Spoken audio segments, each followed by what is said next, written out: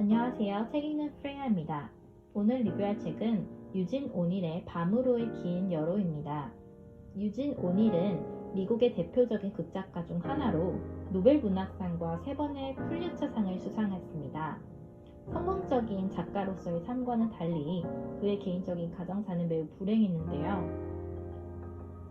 아버지는 돈에 미쳐 인생을 망쳤고, 어머니는 마약 중독자였고, 형은 알코올 중독으로 사망했기 때문이죠.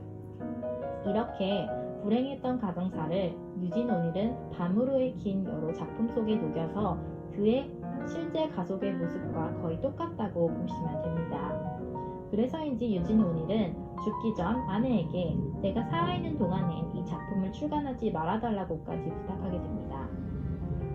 줄거리를 보면 등장인물을 먼저 소개해드리고 싶은데요. 아버지인 제임스 타이로는 배우를 꿈꾸는 사람입니다. 어머니는 메리이고 젊은 시절 피아니스트를 꿈꿨습니다. 첫째 아들 제이미는 연극 배우이며 몸이 아픈 둘째 아들 에드먼드가 있습니다.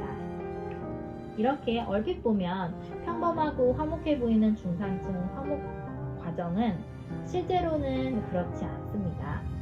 극이 치달수록 점점 가족의 대화가 파국으로까지 치닫기 때문이죠. 밤으로의 긴 여로는 하루 동안 한 집에서 일어나는 일을 담은 희곡입니다. 그래서 총 3막으로 구성되어 있고 시간의 흐름에 따라서 줄거리가 이어지게 됩니다. 줄거리는 그렇게 큰 내용은 많지 않습니다. 1막에 거실을 배경으로 아침, 식전, 식후, 그리고 저녁 등등의 시간 배경을 두고 계속해서 이어집니다. 하지만 이 가족의 중심의 줄거리는 계속 여전히 이어지게 되는데요.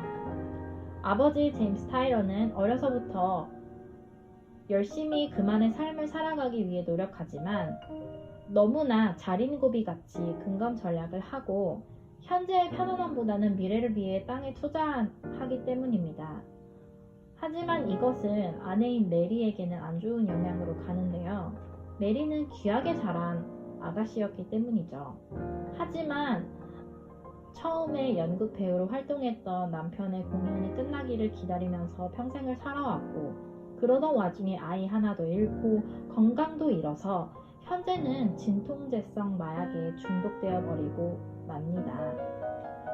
그래서인지 현재의 고통이 된 자린고비 남편, 그리고 말을 안 듣고 알코올 중독으로 방황만 하는 아들 제임스 탓으로 원망하면서 진통제성 마약에 중독되면서 현실 도피를 일삼습니다.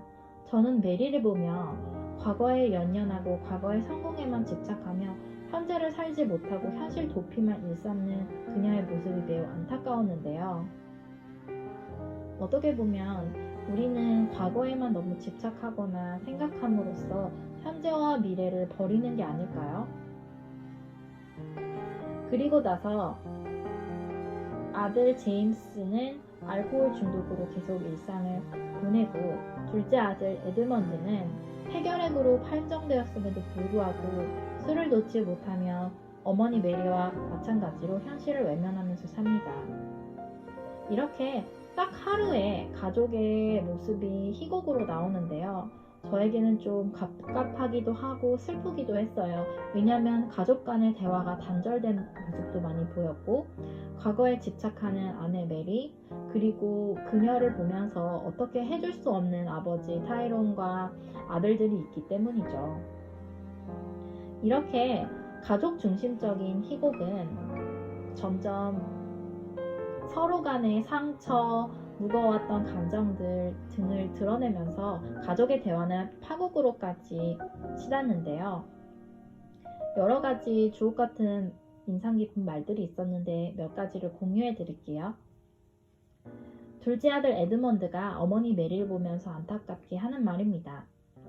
지금쯤 엉망이 되셨을 텐데 그런 어머니를 보는 건 정말 끔찍해요. 제일 참기 힘든 건 어머니가 보이지 않는 벽에 둘러싸여 있는 거예요. 짙은 안개 속에 숨어 그곳에서 헤맨다는 표현이 더 어울리겠네요. 고의적으로요. 그게 사람을 죽이죠. 고의적으로 그런다는 건 우리 손이 닿지 않는 곳에 가서 우리한테서 벗어나 우리가 살아있다는 걸 잊으려고 하는 거죠.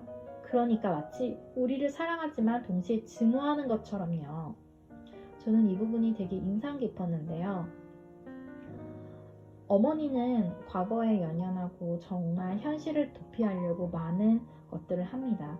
그런 어머니를 보며 아들들, 남편은 얼마나 갑갑하고 힘들었을까요? 그리고 가장 슬픈 표현은 보이지 않는 벽에 둘러 쌓여 있는다는 것. 마치 짙은 안개 속에 있는 것 같다는 표현이에요.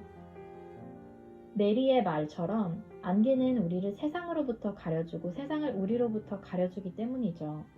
이 안개는 이 연극의 장체로 매우 자주 등장하는 것 중에 하나인데요.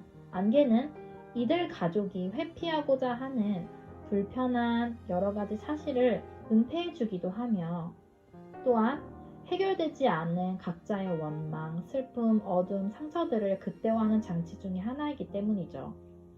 저는 이런 모습들을 보면서 이렇게 한 가족이 정말 이렇게까지 무너져 내릴 수 있구나. 이렇게 아슬아슬하게 유지가 될 수 있는 관계가 존재하는구나. 이게 정말 가족인 걸까? 하면서 어딘가에 있을 수도 있을 법한 가족의 모습을 보게 됐어요. 이렇게 짧은 희곡으로 구성되었지만 저희에게 많은 생각할 거리와 여러 가지 것들을 남겨주는데요. 첫 번째로는 과거에 집착하는 메리의 모습입니다. 저 역시 개인적으로 한 번씩 과거에 좋았던 행복했던 모습을 생각하면서 현실을 부정할 때도 있는데요.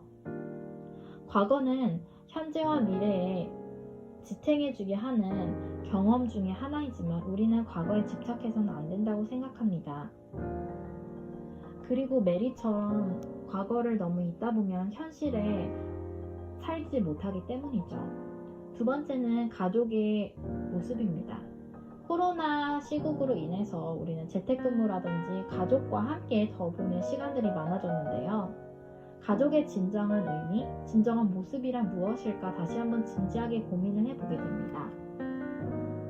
톨스토이의 안나 카레리나의 첫 번째 문장처럼 행복한 가정은 다 비슷한 이유가 있지만 불행한 가족은 다 구체적인 다른 여러 가지 이유가 있기 때문이죠.